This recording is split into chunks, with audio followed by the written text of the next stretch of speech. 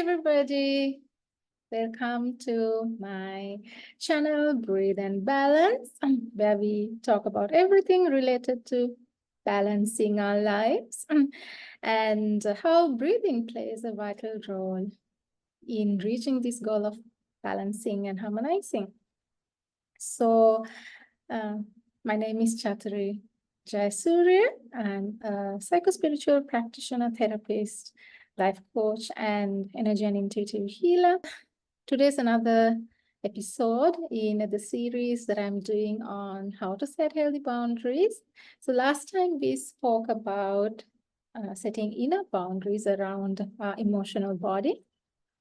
And today we are going to talk a little bit more about emotional boundaries, but in terms of how to set those boundaries when we are engaging or interacting with other people. As we know, we need to interact with so many people on a daily basis, don't we? Everybody from family members, friends, relatives, co-workers, shopkeepers, service providers, bus drivers, all the way to perfect strangers, right? And these individuals come from various walks of life and different backgrounds. And therefore, they're very different from us.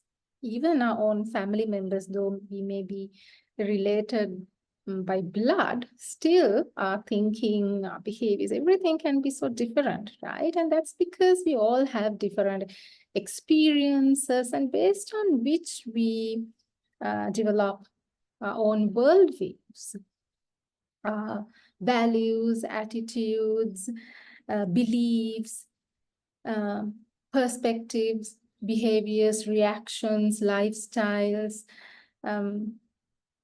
and basically different ways of living and loving, I would say. And that's because we have different conditioning and, as we say, programming. And these differences can often lead to conflicts between or among us, right? Because depending on how the other person responds to us or interacts with us, we can create a lot of hurt within us. So, for example, one common example I take here, imagine that you go to office and you say good morning to your colleague, but the colleague does not respond and simply walks off. Now what happens? Right? You create a lot of thoughts. Oh my God, like what happened? Did I do something wrong? Or he's so rude, and so on and so forth. It can go in so many different directions, and before we know, we don't want to even talk to that colleague ever again, right? So, but as we know very well, there could be so many different reasons as to why they behave like that. It could be that they were upset over something that happened, they were preoccupied, something has happened to one of their loved ones, they have to meet a deadline, so many things, right? But we don't know, but without knowing, our mind has this propensity towards dragging us towards the worst case scenarios. And usually we go down that downward spiral. So we create hurt within us with our thoughts that usually swirl around and link or create associations with so many things like memories and beliefs and, so many things. And it depends like what kind of environment is created within us depends on our conditioning or our habit patterns. We call them patterns because it takes time, for us to get used to a particular way of thinking and responding to situations. So if we are used to responding very negatively, if you have a negative slant, and that's our pattern, that's what is going to be the immediate or automatic response. But if we are if we have trained our minds towards a positive slant, then that is going to be our more natural response. Of course, not all the time. It can, change depending on so many variables, but overall, right? However, whatever the environment that we create in our minds depend on the thoughts that we choose to create. It's always a choice, as I mentioned last time as well. So this does not mean that other people do not contribute to situations.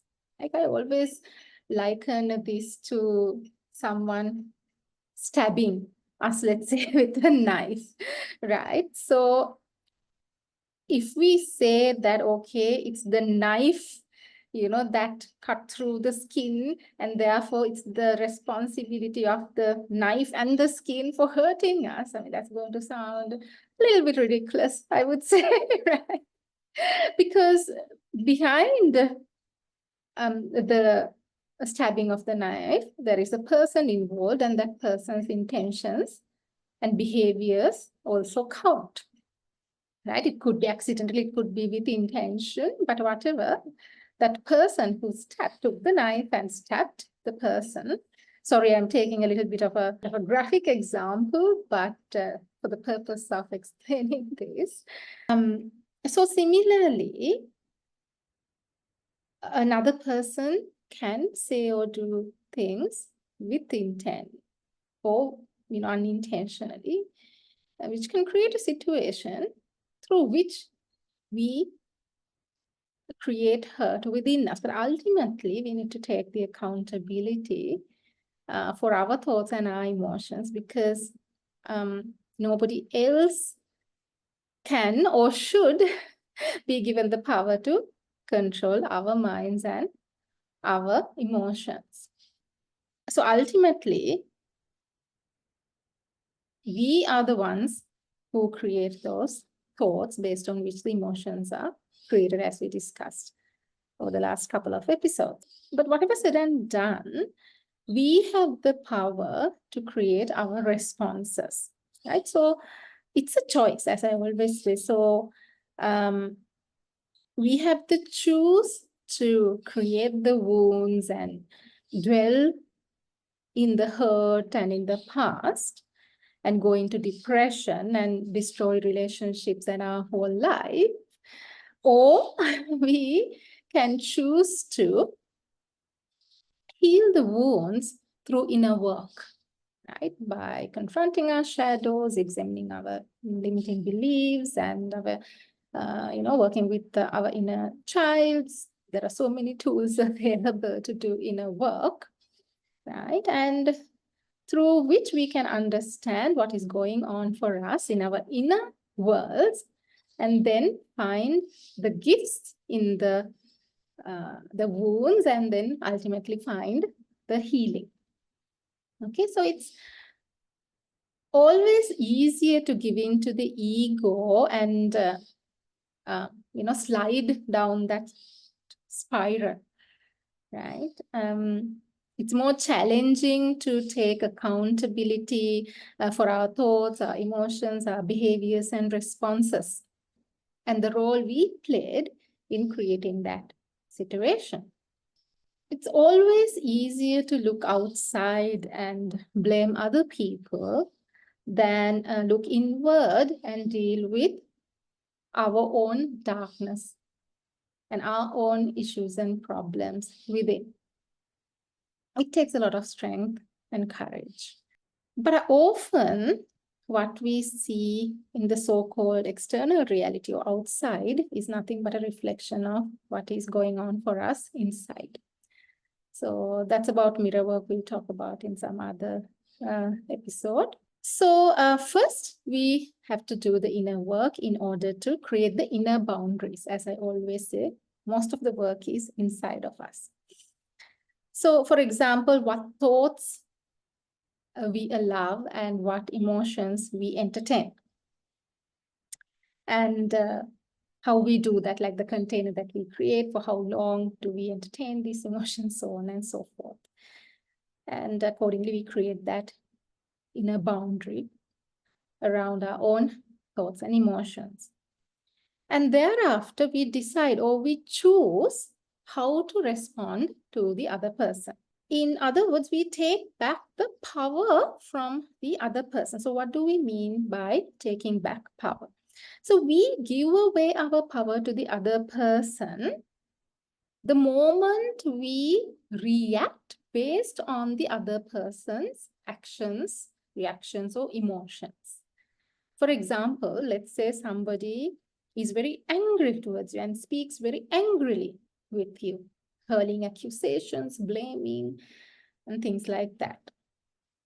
And of course, usually what happens is it creates an immediate response of similar energy, which is anger within us. So we feel like being defensive and expressing ourselves or responding with anger towards that person.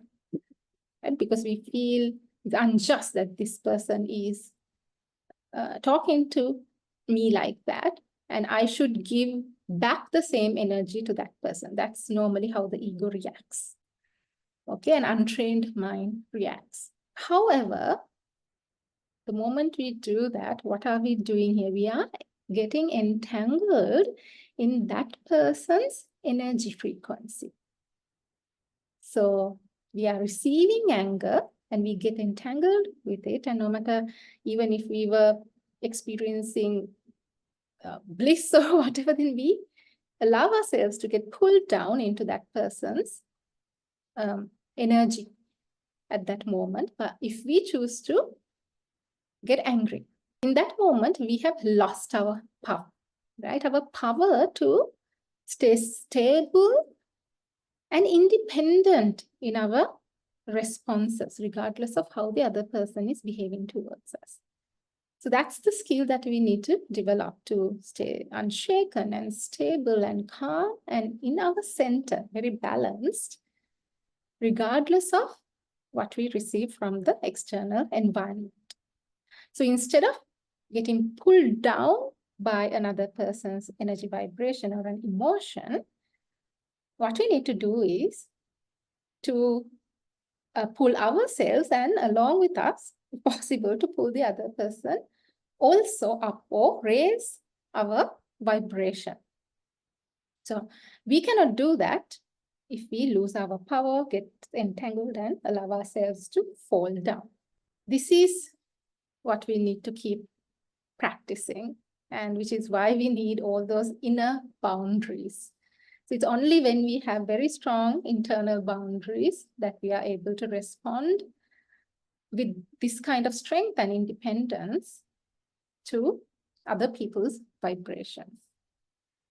Okay? And stay in our neutrality and our center. And this is what it means to be truly balanced. So yes, of course, it takes a lot of practice, some time, but it is possible. There are several instances, though, where I would say we need to draw boundaries, very strong boundaries, by either withholding or withdrawing or pulling back our energies or speaking out and saying no. For example, one, if regardless of our calm, a steady, balanced, a compassionate, loving approach or response towards this person, let's say this person who is very angry towards us, this person continues to be angry and keeps blaming and being unreasonable.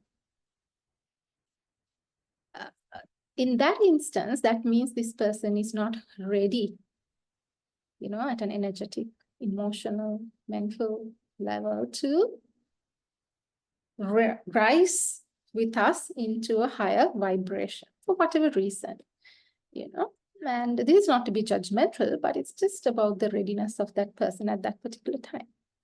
So in that moment, we can choose to disengage and detach ourselves. Especially if we start to get affected by this person's energy. So because our primary responsibility is towards us, we need to be loving and compassionate towards us first and foremost. So then we say, okay, I think you are not ready to engage in a more calm fashion. So therefore, I choose to step back. Secondly, violence. Of course, physical and emotional violence of any sort is a no-go zone, right? Once again, because we love ourselves, we prioritize and we choose ourselves, first of all. And that means we have a responsibility never to allow anyone to treat us with disrespect or violence. Third instance is you start feeling depleted, overwhelmed, anxious, in this engagement with this particular person, and it happens frequently, let's say. And the fourth situation would be you start to feel anger and especially resentment. Resentment is a very good indicator that some boundary has been violated, even though you may not even be conscious of, right? Because when these emotions arise, like resentment, anxiety, overwhelm, and things like that, they're triggering something within us. Sometimes we may be aware of what that is, something that happened in our childhood, so the inner child is getting triggered.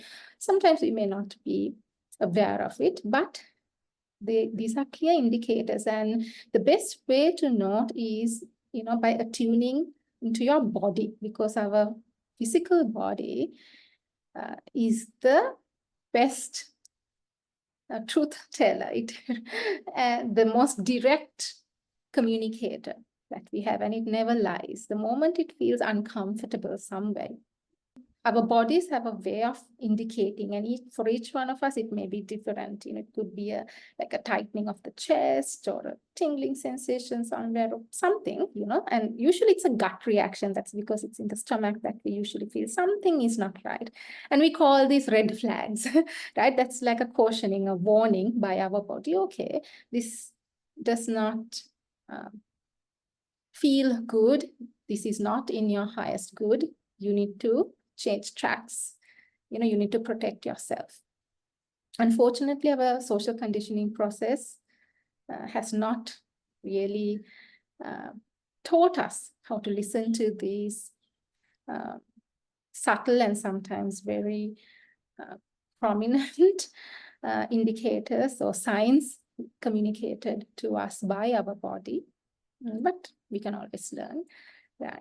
And the moment, because what happens is usually even if our bodies scream at us, okay, something is wrong, run, or, do something to protect yourself, we dismiss them, we ignore and continue because of certain limiting beliefs like, okay, I need to be the loving person here, I need to forgive, and I need to look after this person, or whatever the belief or the conditioning programming might be.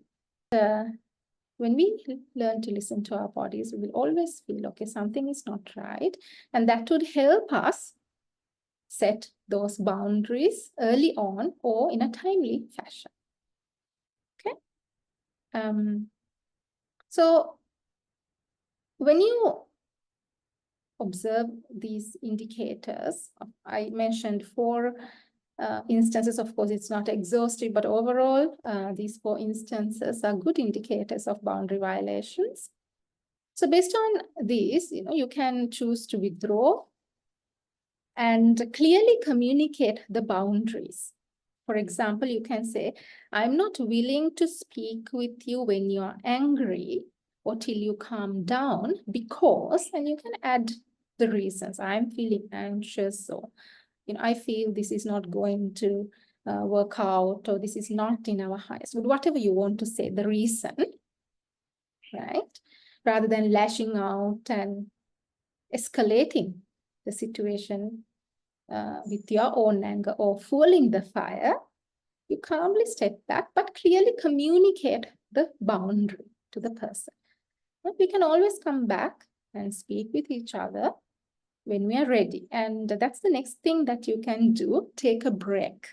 Both the parties, all the parties involved, you can take a break, go for a walk, listen to some music, do some meditation, whatever it is, or went with a friend if that helps. And then come back to the conversation or whatever the engagement when all of you are ready for it. When you have kind of reached a place of balance within you, to whatever the degree. Okay. And of course, there are situations when you cannot deal with your own or the other person's emotions. And when fights take place on a regular basis, and when there's a lot of tension in the relationship, you may need to reach out to the support of a therapist, so that you can work on yourself and with each other, if it's a couple or if it's a family dynamic, or even in an organization. There are so many group dynamics, of course, right? So then it might be really worthwhile for you to invest in a therapist, because all these inner issues sometimes need that safe, non-judgmental space that a therapeutic environment can provide you with, right? So in the event that you feel that I can help you with these sort of situations, I'd be happy to help you. You can see all the information down below in the description box. So just send me a WhatsApp message and we can take it from there. Okay, so I really hope that this conversation helped you in some way to start reflecting on how you behave in your own interactions, in your own relationships, and especially where you feel you need to set those boundaries internally and then externally. Okay, so till we meet next, have a lovely day ahead. Sending you lots of blessings. So stay in your balance. So take a deep breath in and breathe out. Always come back to your center. Okay, see you next week. Bye for now.